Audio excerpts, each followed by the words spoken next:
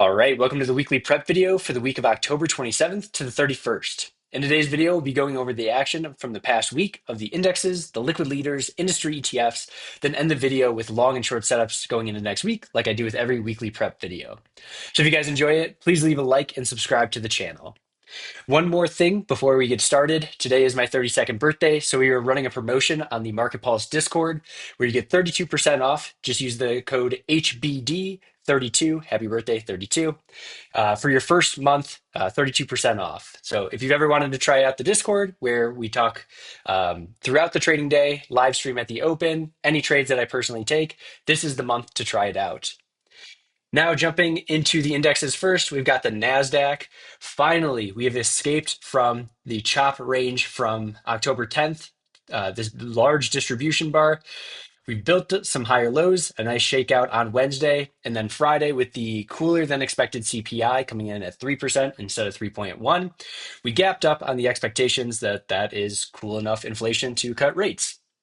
So really strong action on Friday, up 1%, ended the week up 2.2% and at a new all-time high, which is not bearish.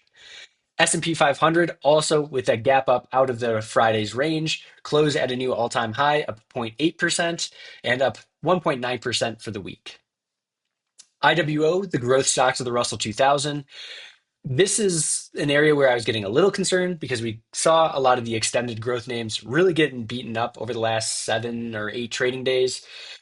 Big shakeout on Wednesday with the close under the 5, the 10, the 20-day moving averages. Followed that up with a gap up on Thursday and then a much larger gap up, kind of an island gap because we had gap down Tuesday into Wednesday. We've gapped up over that zone on Friday, up 1.37%, up 2.4 for the week, and above all the key moving averages. We did close slightly weaker, but to me, this is just another higher low. And a day or two kind of tightening up, pulling back to the 5-day would still be very healthy action in my eyes. Then taking a look at ARKK, another measure of risk on versus risk off for the growth stocks. Similar island gap up on Friday, gapping up through that gap zone from Tuesday into Wednesday, up 1.6%, up 3.6% for the week. And now this is really, if we zoom out, just building a nice kind of secondary base here after the breakout September 5th and that nice trend. So all the indexes are either at highs or breaking out of consolidations, not a bearish sign in the market. Switching over so we could take a look at Bitcoin. This bounced at the 200-day moving average on October 17th on that kind of sell-off day, that flush. We rallied back up to the 50-day moving average. From there, put in potentially a lower high where we shook back to the 200-day. But instead of following through to the downside and making lower lows, we have put in a higher low on that 200-day moving average and have rallied back up right into the 20-day. Kind of similar action out of Ethereum, a little bit weaker overall because that's not near the 20-day just yet. But both of them are kind of consolidating under 50-day moving averages. I don't see a ton of strength here, and this is pretty wide and loose action. It wouldn't be my go-to kind of spot to get into the market right now, but as long as they hold that 200-day moving average, I think Bitcoin itself is fine. Getting into the liquid leaders, we had a lot of shaking of this list last week, but this is what we're going to go with into next week. Let's sort this by price percent change today. And first up is SNDK, up 11.4% on Friday, up 32% for the week. One of the strongest stocks, if not the strongest stock in the market right now. Huge accumulation bar on October 23rd on Thursday, up 13.7%. Another gap up 11.4% on a pickup in volume. This is getting towards that kind of parabolic top scene. This is our first gap up. What I would want to see if I was going to short this on an extension would be a secondary gap up on Monday. I want to see volume peak and go to its highest volume ever, showing that people are just capitulating and buying at any price higher. And then one more gap up on Tuesday or later in the week, and then a loss of that gap up would be the short. But for now, this can just consolidate into the 5-day, into the gap zone, build another higher low, and keep going. We just don't want to see this continue to accelerate to the upside. Otherwise, that will be a sell signal. BE down 1% on the week, but an awesome comeback on Thursday and Friday. We came into that 20-day moving average, wicked into the support gap, then followed through to the upside on Thursday, up 7.5%. Gap up, reclaim the 5 and the 10-day moving averages on Friday, finishing the day up 8.8%. This does report earnings on October 28th. AMD, new all-time highs with a large gap up. This is one of the cleaner looking charts in the market, and semiconductors as a theme have been one of the strongest themes in the market. We had this big gap up on the OpenAI partnership that kind of got sold off into, but instead of following through to the downside, we followed through with a unfilled gap up, which is a sign of strength. And then as the market chopped sideways and we saw some pretty big distribution bars, this closed over the 5-day moving average every day except for Wednesday when we had that shakeout. Quick followed through to the 5-day on Thursday, and then big follow through into new all time highs on Friday. If you study liquid leaders and when they're making breaks into new highs, this is the type of tighter price action, either above the 5-day during a correction or during a choppy moment in the market, that usually resolves higher. So really good to see AMD up 8.5% for the week, another 7.6% on Friday. MU similar action up 6% on Friday, 8.2% for the week, new all-time highs. Google made new all-time highs. We started to see that rotation earlier in the week from small cap, mid cap, kind of risk on type names into the mega caps. And Google has been the strongest mega cap in my eyes, up 2.7% on Friday, new all-time highs with another gap up. We had that shakeout on Tuesday, and then two kind of not technically inside days, but I would call them tightening days or coiling days into that 5-day moving average support at the 10-day on Wednesday. And then as that market pressure gets relieved, this rallies into new highs. That's what leaders do.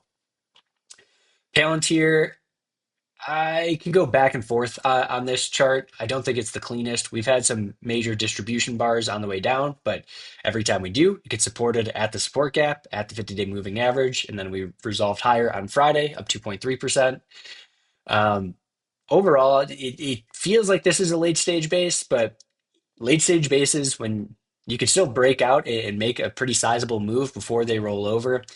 And with earnings coming up around the corner, I wouldn't really want to short it going into that. It's still over all the key moving averages. So the only thing that's kind of holding me back is these like dagger bars down. But that's kind of in character with Palantir. Like in the uptrend, you see some dagger bars down June 5th, June 27th. We had that August 19th and 20th as we started to build the base here. So still in character, even though it's not the cleanest chart. Rocket Lab, a little bit of weakness last week, down 2.6%. And we're still struggling to get through this resistance gap.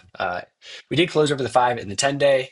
And then within that group, ASTS, still weaker, down 11.7%. So the entire group was down last week. It wasn't just Rocket Lab. But for now, support at the 20-day EMA. We just want to close over this resistance gap as soon as possible. VRT up 1.6% on Friday into a new all-time highs, up 6.9% for the week. Very strong action there. That had earnings that got sold off on Wednesday, and I was viewing this as pretty ugly bar, even though we closed kind of middle of the range. But what you want to see, well, what you don't want to see is follow through to the downside. One ugly bar in itself does not mean very much unless you follow through in that direction. And the best thing that you could see is ugly bar followed by an unfilled gap up to reignite that uptrend. That's exactly what we got on Thursday, and then new highs on Friday. And then Tesla, a little bit of weakness as well. This gap down on earnings. The earnings were not spectacular. I don't know. Elon didn't seem super excited on stage, but the price action on Thursday on that gap down got absorbed. Buyers stepped in at the support gap. We nearly had a perfect undercut and reclaim of the support gap. Rallied back up through the key moving averages. Gave back a little bit on Friday, but this is still pretty like wide and loose action. You would want that to tighten up. I tried buying it on like into the 10-day moving average on Friday. I gave back half at the end of the day. Still, I kind of think we're kind of early here. Still needs to tighten up before we can rally into highs. Getting into the industry ETFs, let's sort this by price percent change for the week. And I just did a Feedback Friday video where I go through how you could track and find the emerging themes in the market before they break out. Uh, Going through the ETF list is part of my process in doing that. So after you watch this video, go check that one out so you get a little bit more um, in-depth view of how I use the industry ETF list. And because this is the weekend video, we'll go through each one. I don't tend to spend too much time on every single ETF, but we'll cover each one in the video. ITA, this is Defense and Aerospace ETF. Kind of had a little character change on October 8th and 9th. This started to sell off before that distribution bar on October 10th, um, but really just came under the 20-day moving average. And after an ugly close, what do you want to see is a gap up, strong bar, and then new highs. Can't argue with new highs. That is the most bullish thing that a stock could do. Up 5.3% for the week. Robotics ETF also up 3.8%, also into new highs. Really good action here and potentially another emerging theme in the market. We've kind of gone through the quantum as our risk on. We've gone through the nuclear type theme as our risk on. The next one might be robotics if the market can stay afloat here. TAN solar ETF benefits from the slightly lower inflation, benefits more if they do decrease rates. Very rate sensitive group in itself, up 3.3%, has been one of the leading themes in the market all year from April's low. It just trades so choppy. ENPH, one of the larger solar stocks, reports, I think it's Tuesday after the close. We'll cover that in a second. And if we can finally start to build higher lows in ENPH and kind of start an uptrend, I think solars as a group will begin to trade nice and easy.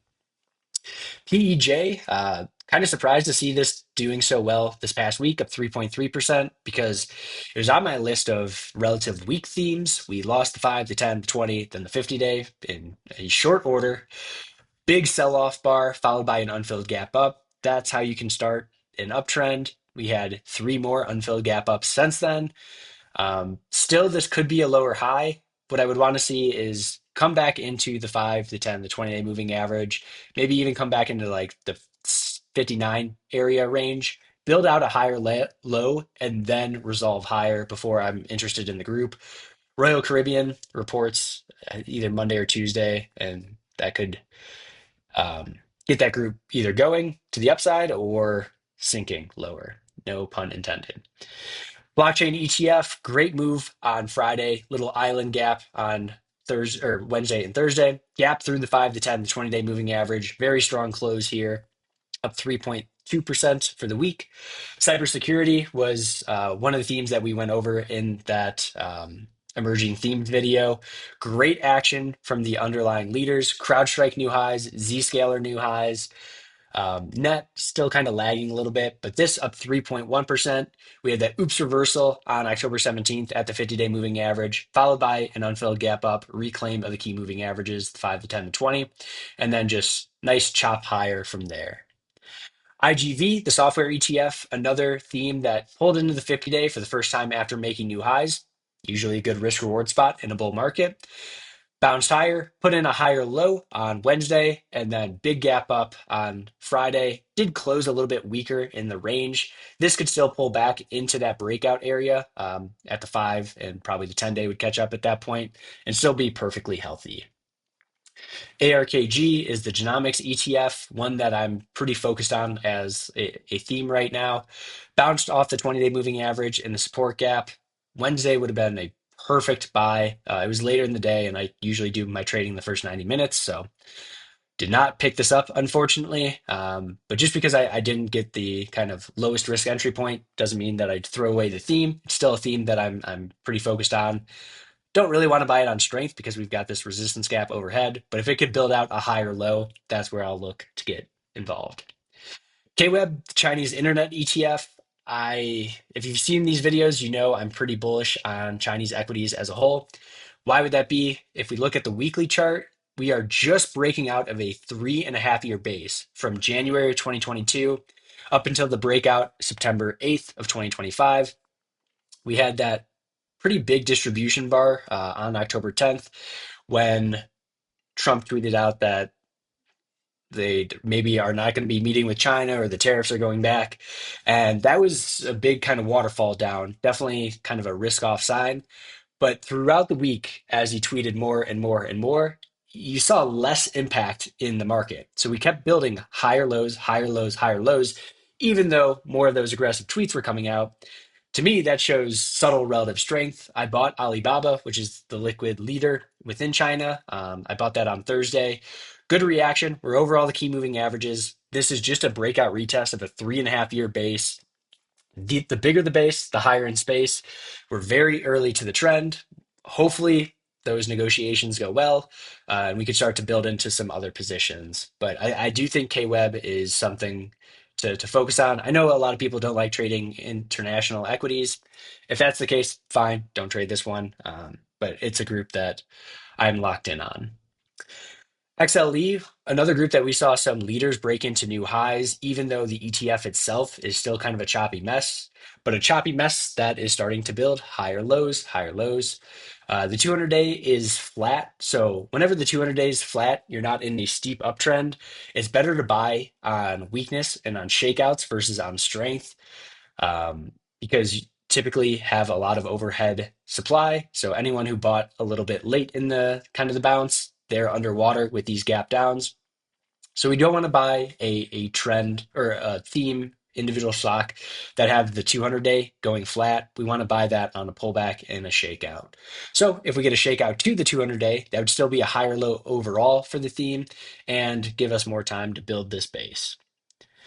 Semiconductor ETF, new all-time highs. Whenever semiconductors are acting well, it's just very hard to be bearish on the overall market. I think you probably shouldn't. Up 2.4% for the week, another big gap up on Friday. One of the first themes to make new highs after that big distribution on October 10th, which is a great sign overall. And again, the AI theme is what is driving the market. That's the overarching theme. Semiconductors are probably the best kind of portion of that theme to trade in. XLV healthcare ETF also starting to build higher lows, higher lows, higher lows. 50-day went over the 200-day last week. Really tight consolidation over the 5-day. Great relative strength all week long. Also made new rally highs. So not highs for the year, but from the lows of the pullback, new highs before the general market did. That's a sign of relative strength and potentially an emerging theme. Up 2% for the week. Um, and yeah, looking good overall. XLF financials ETF. Now, this is the one that I had the most concern for because to me, it would be pretty difficult to keep the market rolling if financials weren't rolling. And we had a lot of distribution here. We've got two resistance gaps down before we lost the 50-day moving average on October 10th. We rallied up, and with banks' earnings, we actually pushed lower. And regional banks, especially, were hit pretty hard on October 16th. But it was just one day down, and then we started to rip back higher. So could this be a lower high into the 50, into the resistance gap? Yeah, that's still something that I'm slightly worried about. If we could close back above both, that would be a great feedback for the overall market. But we have, on a positive note, we didn't follow through to downside. We rallied up, put in a higher low, and then gap through the 5 and the 10-day moving averages, close over the 20-day. And some individual banks are still acting well. So we definitely don't want to lose like the 5 and the 10. We don't want to lose this gap zone on the downside. Hopefully, we can cover that resistance gap as soon as possible. FDN, this is the internet ETF, just kind of a choppy mess at this point. XLY, consumer discretionary, nice response after that ugly close under the 50-day. We're back above the key moving averages now. XLB, the basic materials, potentially putting in another higher low on the 200-day. Still a big base, just choppy mess for now. UFO lost the 20-day EMA on Wednesday. Little bounce back on Thursday and Friday, but to me, kind of needs to build a higher low before it gets going again. XRT, the retail ETF, I was getting pretty concerned for the consumers, and still with CPI at 3%, I still am kind of concerned for kind of average Americans. But for now, at least, we've rallied back to the 50. put in a higher low, and now we're tightening up. Can we resolve higher? That would be ideal. But the action on Friday is a little concerning where we gapped up with the cooler inflation than expected, but that was just sold off all day. We closed under the 5 to 10 to 20-day moving average. As long as we hold the support gap low on a closing basis, I still think it's fine, but little concern there. Biotech ETF, only up 0.5% last week. One of the better looking charts in the market. Still kicking myself for selling my LABU right at like 103 area. Looking to get back into that on more consolidation. An undercut of the 10-day and gap zone from Friday could be a buy. That would be pretty shallow of a pullback. Better would be some turbulence in the market, pull it back to the 20-day and gap zone around 105. ITB, Home Builders ETF, rejected the resistance gap, closed at the low of the day, even when rates are supposedly coming down. It's not a great sign. To me, that's a news failure. MSOS Cannabis ETF building a higher low so far, getting nice and tight on the 10, the 20, and the 50-day moving average. I almost put this on the long watch list along with TLRY. Just popping through those moving averages would be viable for me. But this is very news driven, whether cannabis gets rescheduled or not. And I don't think that that can happen while the government is shut down. IYT, Transportation ETF, under the key moving averages, still kind of sloppy. XLP, Consumer Staples, lower high, rejection of a resistance gap under the 200-day moving average. We're above the 10 or we're above the 20 at this point, but to me, zooming out, this still looks like stage 2, stage 3, stage 4 downtrend. We'll see though. IYZ telecommunications ETF bounced at the 50-day moving average, still a little bit weak under the 10 and the 20-day. Nuclear, this already kind of made its larger move. We saw volume pick up as we got extended, which is a sign of an intermediate top. We saw multiple gap downs, couple closes under the 20-day, followed by a nice pop. But look at the volume on this pop. I think it's more of a reactionary bounce, not, okay, we've come back into the 20. Now it's time to rip into new highs. Maybe I'm wrong about that, but not really a theme that I would be looking at going long. I think there are other themes that are emerging versus looking like they're at the later stages of their upcycle. XME, another example of something that I think has probably topped in the intermediate term, was the leading group off the lows along with aerospace and defense on April 7th when we put in the lows in the market. Huge acceleration, big pickup in volume, followed by a gap up, lower high, gap down, lower high, another gap down, and then a weak bounce that we still didn't clear the resistance gap. We didn't close over the 5 and the 10-day moving averages. I still think you could probably rally up a little bit higher before rolling back over, but to me, this needs a whole new base after this type of volume at the top. And then gold miners, another kind of weaker group. This was a great trade shorting this using DUST, which is 2 times inverse ETF. Big, big volume on the top bar, followed by an unfilled gap down. When you have an unfilled gap down at the top, that's not usually a great sign. When you don't bounce, when gold makes a new high, that's another weak sign. And then we had the huge gap down on October 21st on Tuesday, and then just chop the rest of the week. Before we get into the long and the short setups, I do want to cover we are right in the middle of earnings season. This is probably the most hectic earnings week. So make sure that you know when the stocks that you own or the stocks that you want to own, or even if they're stocks within the same theme that you want to own, they report. For me, just going through a couple of these, CLS will be important on Monday, along with Rambus. What was the other one? I think that was just it on Monday. Tuesday before the open, SoFi, United Healthcare, and that's kind of Royal Caribbean will be interesting. Tuesday after the close is Enphase, Bloom Energy, Visa.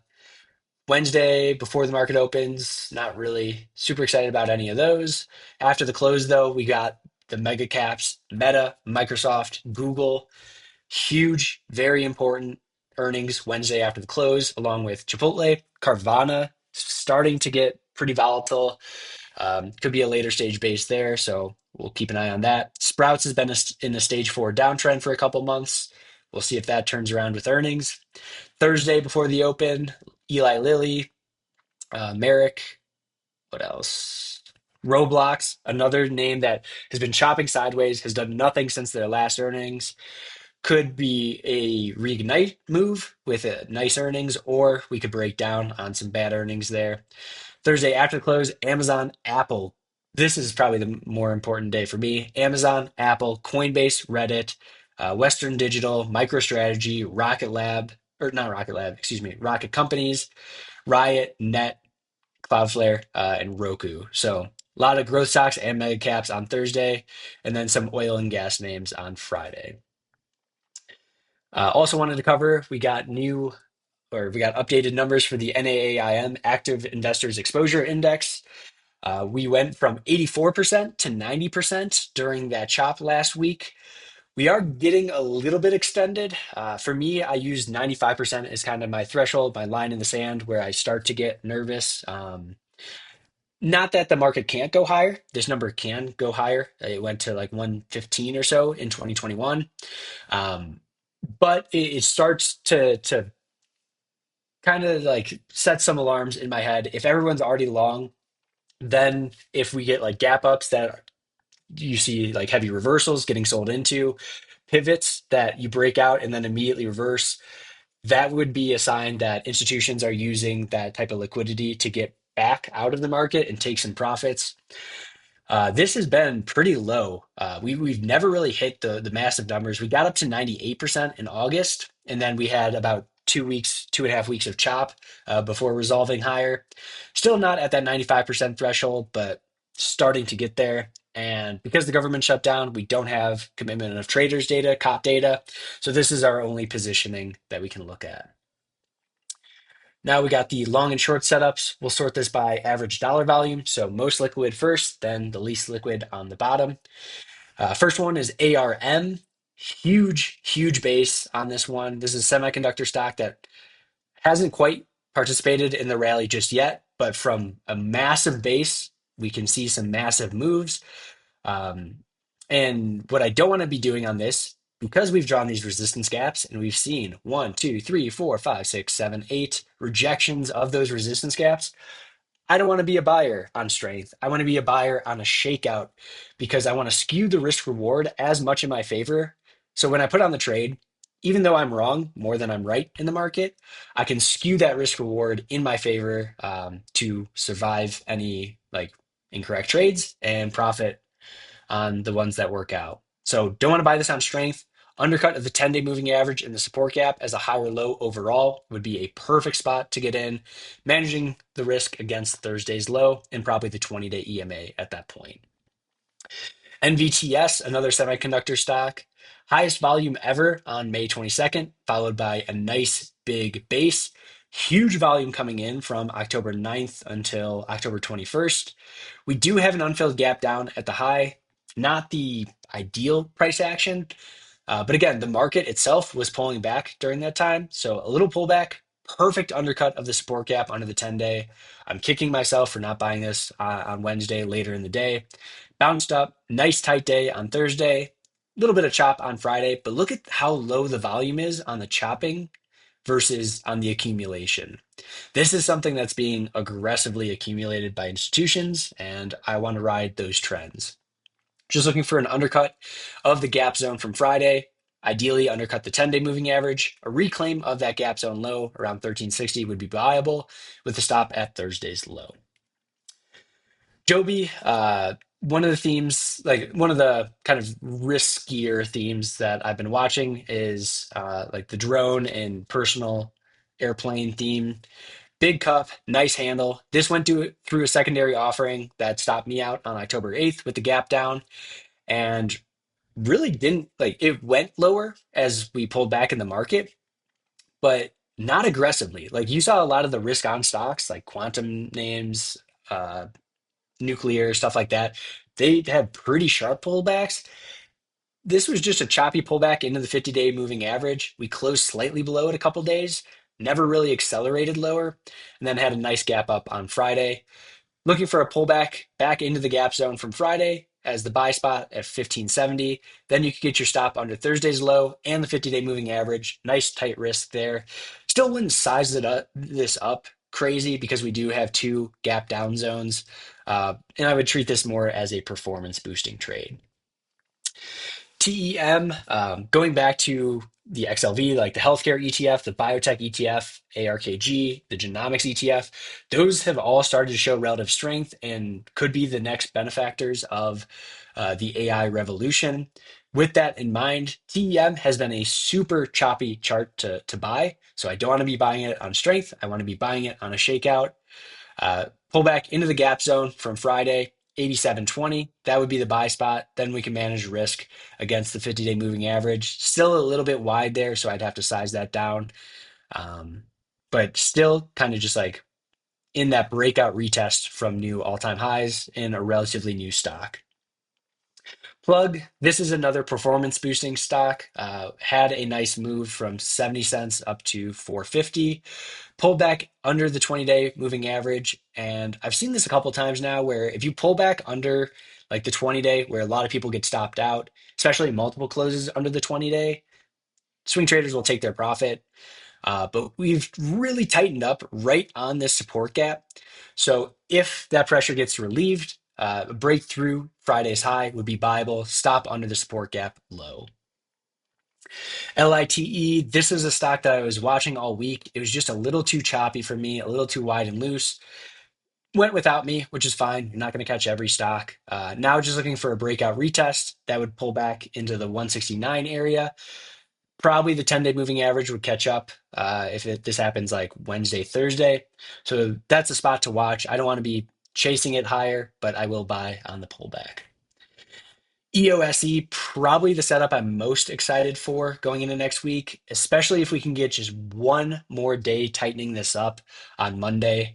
Huge move. I mean, really, if we zoom out from 70 cents up to 18 bucks, lots of volume coming in at the highs here, which is a little concerning.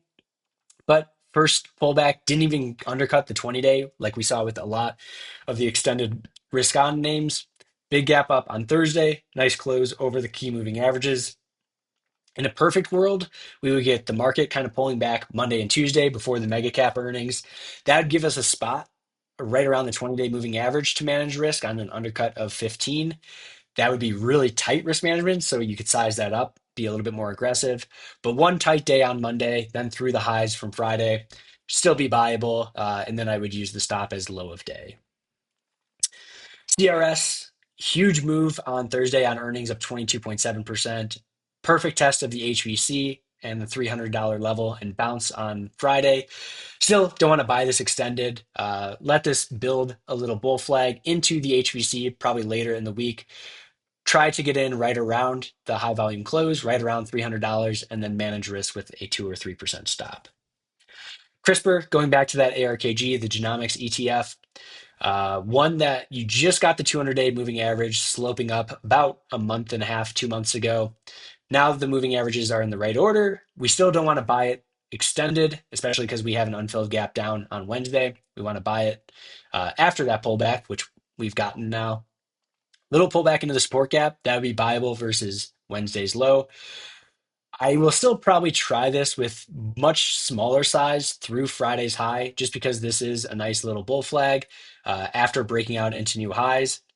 But if I'm going to buy it on strength, I am going to buy it a little bit less size because my stop would have to be wider.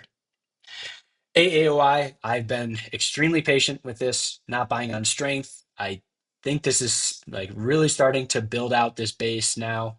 200 days still kind of sloping down, so I still don't want to buy it on strength. I want to buy it on a pullback. We've seen higher low, higher low, higher low, higher low.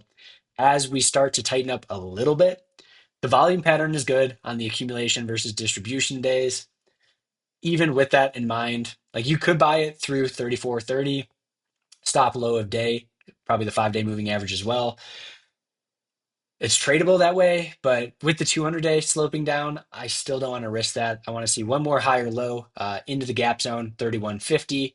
20-day moving average would catch up to that area as well. Nice lower risk entry point. Poet, Huge volume coming in here. Pull back to the 20-day moving average. This is one that it's not the cleanest chart in the market. I'm more so looking at the volume explosion at this point. So would really size this one down if I took it. But pull back into the HVC, the first one, would be buyable. Looking for an undercut and reclaim of $8, and then stop would be slightly below that HVC level. SLDP, another one of the kind of risk on stocks that went from 70 cents up to $8, pulled back into the 20-day moving average for the first time since making new highs. Nice inside day yesterday or on Thursday, then pushed above the 5 in the 10 on Friday. Another higher low pullback into the 20-day at 575 would be buyable. Or if we get like a tight day or two, then taking out Friday's high, that would be buyable as well. OUST, if there are any like risk on type names, like more like thinner names that I would consider like risky stocks or higher ADR, I don't want to say like implicitly more risk, but that didn't have major pullbacks in the last 2 weeks. Those are stocks that I am laser focused on. This one really nice action. Like we made new highs, we reversed, sure, but we again just put in a higher low, perfect undercut and reclaim the support gap. So people are stepping in and supporting the price action every time it pulls back to a gap zone.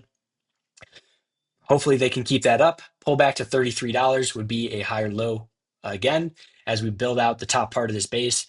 And then zooming out on the daily chart, you can see we've rallied up and we started to get volatile right around a spot on the chart, the left side where price action got volatile before. So it makes sense that we kind of paused after a big move from $6 up to $35 here. So as we build in these higher lows, that's where I would want to risk it, so I can keep my stop at the 20-day. And then the last one, GSAT, another theme or another stock that is more, I would say, risky, but big move from 18 up to 47-ish. Pullback, shakeout of the 20-day EMA and the previous pullback low on Wednesday. Nice response on Thursday, and then an inside candle above the key moving averages on Friday. This is one where I would be fine buying on strength through Friday's high. Stop would be the low of the day from Friday and the 10-day EMA. And then on the weekly chart on this one, if we zoom out, this is a massive, massive weekly base that if we could break out of this, like this is almost decades long. If we could break out of this, we should see some pretty linear price action. It does only trade $50 million a day, though. So again, you have to size those appropriately. You don't want to get too crazy with the more risky stocks. On the short side, littered with quantum names because quantum, at least to me, seems like they've clearly topped. We made awesome moves in these quantum names. Like these are names to go back and study. So when other themes set up like this, you could be more aggressive buying on the way up. Huge move last December and January, multi-month base, building higher lows against the 50-day. And then just look at this volume. Pullback gets supported at the 10-day, huge expansion on volume. And then when does the trend change? With an unfilled gap down. Take note of gap zones. For me, they're the most important part of my trading. And when I see this, that was the sign that the trend was probably over because we stalled for 3 days at the highs and then hit the gap down. Pulled back under the 20-day moving average, undercut and reclaim the support gap.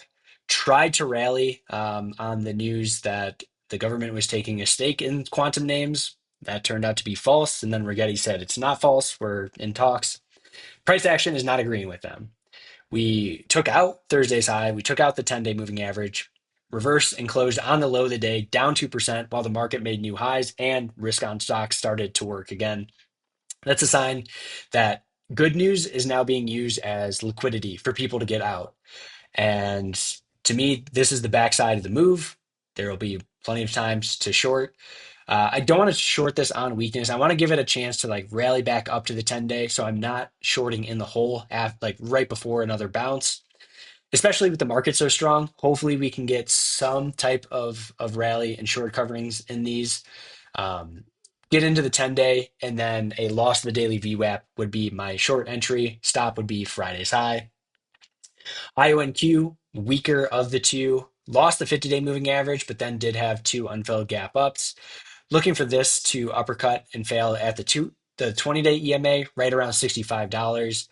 But again, even though we've bounced the last 2 days, we've opened higher than we've closed. So each of these days, more sellers are stepping in, more sellers are stepping in. The last 9 days have been distribution. Not good. That's how the group tops. And IonQ topped before Rigetti did. It started with an unfilled gap down, just like Rigetti did. But that happened on October 14th, where Rigetti's was October 16th. QBTS, probably the stronger of the group, but still uppercut and failure of the 10-day of the resistance gap. Looking for a lower high rally at that resistance gap area, 34.40, so we can manage risk against the high of day. And then QBT, if I didn't have a majority of my money and majority of my trading in my retirement accounts, I wouldn't really be going after the strongest of the quantum themes. I'd be going after the weakest one, and that is clearly QBT. This never even made a new high, while Rigetti had a 200% move over highs. IonQ is up about 80%, 90%. This got right near highs, but then immediately rejected off that resistance gap, followed by another gap down, which turned into a resistance gap when sellers showed up and we had evidence that sellers were in that area. And then big waterfall down, losing the 5, the 10, the 20, the 50-day moving average, eventually bounced after undercutting the lows of the base. So while Rigetti is still well above the base, IONQ well above the base, QBTS well above the base, QUBT is back at the lows. Like this move did not happen. That's a theme that is toast to me. And I am short this in my smaller account, even though it's kind of a meaningless account size. Would look for a rally back up to the 10-day in a couple days. That would be right around $17. Manage risk against the 50-day moving average and $18 on that trade. Next, we have GDX, which is the gold miners ETF. Another theme that I think has topped. We saw massive volume come in right at the highs, unfilled gap down, weakness compared to gold, massive gap down. But with the 50-day moving average right here, I don't want to be shorting right into the 50-day. I want to wait for a bounce. This could still build out some higher lows and then rally back through the 5, the 10, the 20. So this is something I'd be more interested later in the week as we rally into that 77 area. And I would probably use DUST, which again is the inverse leveraged ETF, to trade in my retirement accounts on that. Costco, we've seen Sprouts, which is a grocery store, roll over into stage 4. We've seen the consumers get really squeezed. And with inflation still very high, 50% above our target, the average American is really suffering here. We're seeing our spending power decrease time and time again. I think that's going to, I think you're going to see that in Costco memberships as well, as people will have to switch to Walmart instead of staying at Costco. We've seen multiple rejections of the 200-day moving average. That is now just starting to slope down. We've seen a couple of recent rejections of a resistance gap and the 50-day. Still not one I want to short on weakness because we do have this resistance or support gap right here. And really, like once we break under that, I think that's when this trend gets pretty linear and we'll start our stage 4 decline. But for now, until that happens, I want to see another rally back up into that 950 area so then we can manage our risk kind of against the previous resistance gap at 963. And E, this is the QBT of the nuclear names. It's the weakest of the nuclear names. Bounced at the 50-day moving average, got into the 10 and the 20 and the resistance gap right here. Little uppercut and failure of that area, 46.06 would be the entry, and then stop, I would use just a 3% stop.